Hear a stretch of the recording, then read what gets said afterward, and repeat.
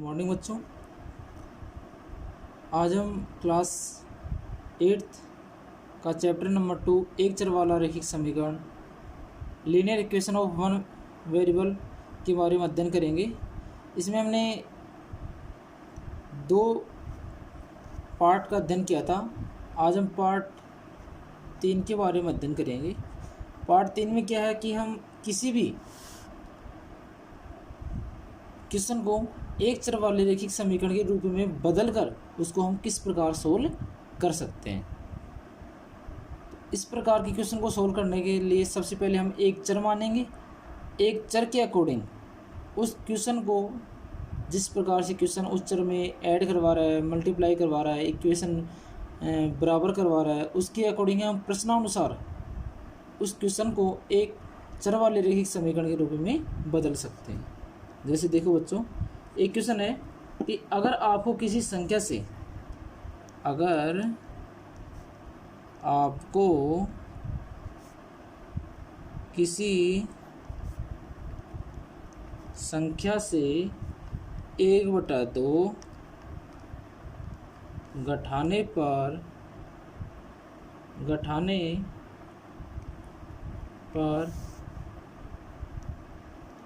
परिणाम को 1/2 से गुणा करने पर 1/8 प्राप्त होता है, तो वह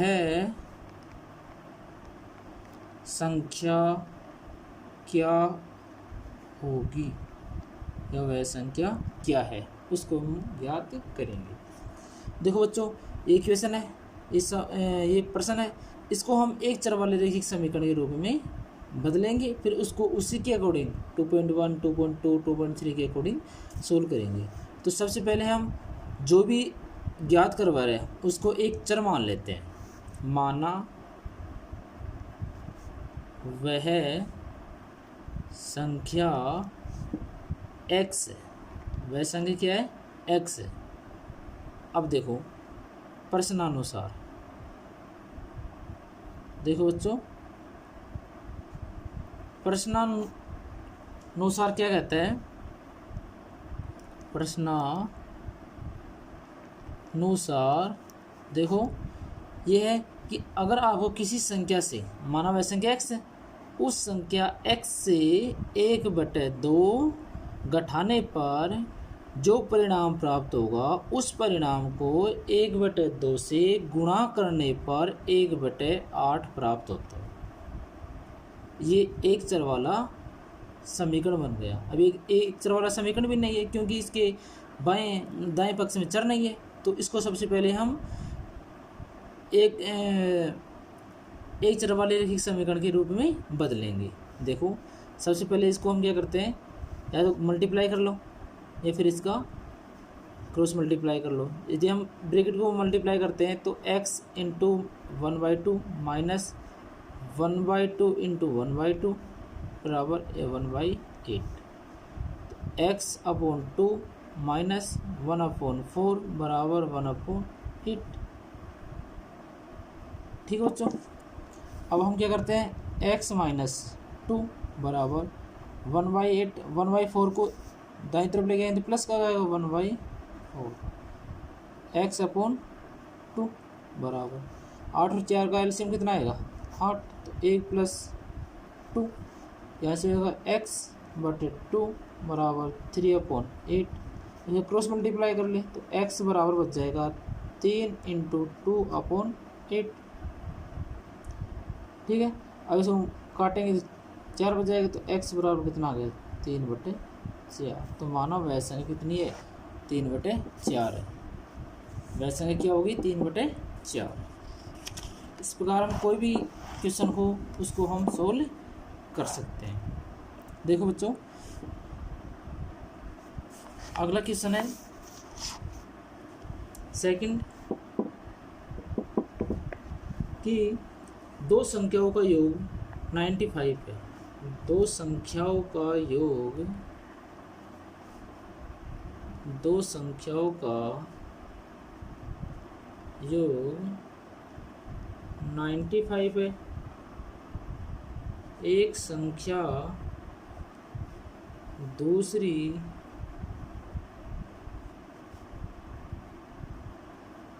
संख्या से 15 अधिक है। 15 अधिक है तो दोनों संख्या ज्ञात कीजिए। 2 नंबर्स का सम 95 है। एक नंबर दूसरे नंबर से 15 अधिक है तो दोनों नंबर्स क्या होंगे, वो दोनों नंबर्स हमें फाइंड करने हैं। देखो बच्चों, दोनों संख्या हो गई 95 है तो इसमें हम कोई अनुमान नहीं लगा सकते, लेकिन एक संख्या दूसरी संख्या से 15 अधिक है। जो एक संख्या है जो दूसरी संख्या से 15 अधिक है, तो जो पहली संख्या और दूसरी संख्या में क्या रिलेशन आ रहा है कि पहली संख्या है जो दूसरी संख्या पर डिपेंड कर रही है। तो हम सबसे पहले दूसरी संख्या को मानेंगे कि माना दूसरी संख्या x है। अब पहली संख्या मान लेते हैं। पहली संख्या जो पहला नंबर है वो देखो दूसरी संख्या से 15 अधिक है, तो दूसरी संख्या कितनी है x और इससे 15 अधिक।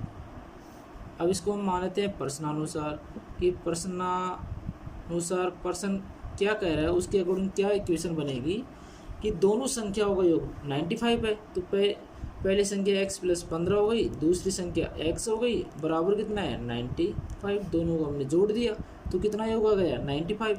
अब समान चर में समान चर को जोड़ दो, x + x कितना हो गया 2x + 15 बराबर कितना हो गया 95।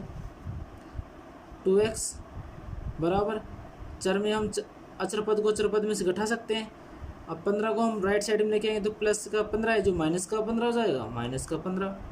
2x बराबर कितना बच गया 80, तो x बराबर हो गया 80/2, तो x बराबर कितना गया 40। तो हम कह सकते हैं कि वह पहली संख्या 40 + 15 बराबर कितना होगा 55, और दूसरी संख्या कितनी होगी 40, दोनों जोड़ेंगे कितना आएगा 95। इस प्रकार हम कोई सा भी क्वेश्चन हो उसको हम एक चर वाले रैखिक समीकरण के रूप में चेंज कर सकते हैं। देखो अगले क्वेश्चन देखो बच्चों, दो पूर्ण संख्याओं का अंतर 66 है। दो पूर्ण संख्याओं का अंतर 66 है यदि उनमें 2:5 या 2:5 का अनुपात है तो वे संख्याएं ज्ञात कीजिए।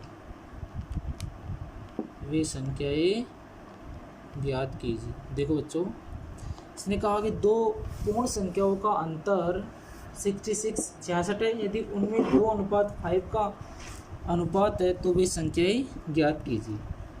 देखो वो दोनों संख्याएं हैं जो 2:5 में, मतलब 2:5 मतलब किसी भी अनुपात को हटाने के लिए हम उसको किसी भी चर से मल्टीप्लाई कर सकते हैं तो वहाँ से अनुपात हट जाता है। तो इसमें कह सकते हैं कि माना पहली संख्या 2x, दूसरी संख्या 5x, क्योंकि दोनों संख्याएं 2:5 के रूप में है।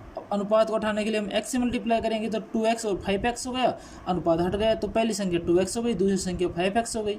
अब दोनों पूर्ण संख्याओं का अंतर कितना है 66 है। तो हम कह सकते हैं कि प्रश्नानुसार प्रश्नानुसार दोनों संख्याओं का अंतर, दोनों संख्याओं का अंतर बराबर कितना है 66। अब संख्या को अंदर कर दो, दूसरी संख्या माइनस पहली संख्या बराबर 66। 5x माइनस 2x बराबर 3x, 3x बराबर 66, x बराबर 66/3, तो x बराबर कितना बच गया 22। अब हम कह सकते हैं कि पहली संख्या बराबर होगी 2 × 22 बराबर 44, और दूसरी संख्या बराबर होगी 5 × 22 बराबर 110। अब यदि हम 110 में से 44 घटाएंगे तो कितना आना चाहिए आंसर 66 के बराबर आना चाहिए। तो हम कह सकते हैं कि दोनों संख्याओं का अंतर कितना है 66 है। ठीक है बच्चों, इस प्रकार हम कोई भी इक्वेशन को दो एक चर वाले समीकरण के रूप में परिवर्तन कर सकते हैं। जैसे इक्वेशन में देखो, इसी के अकॉर्डिंग एक क्वेश्चन और है, इसी के अकॉर्डिंग हम एक क्वेश्चन और देखते हैं कि हरी और हीरे की वर्तमान आयु का अनुपात 5:7 है। हरी व हीरे की वर्तमान आयु का अनुपात 5:7 है। अब से 4 वर्ष बाद उनकी आयु का अनुपात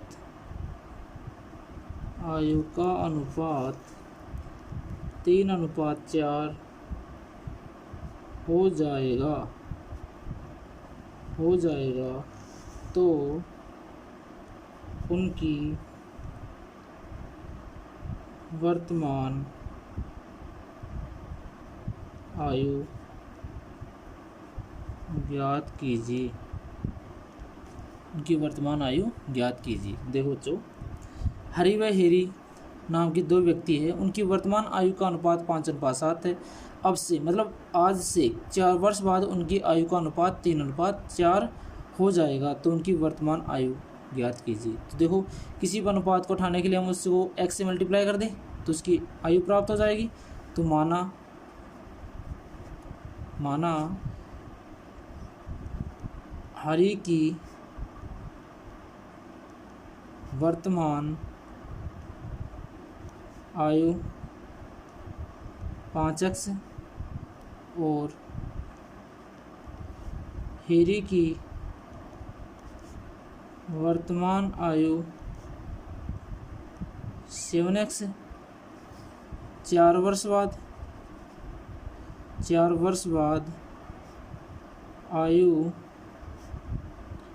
हरी की कितनी होगी 5x + 4, और हीरे की वर्तमान आयु कितनी हो जाएगी, हीरे की 4 वर्ष बाद कितनी हो जाएगी यहाँ से 7x + 4।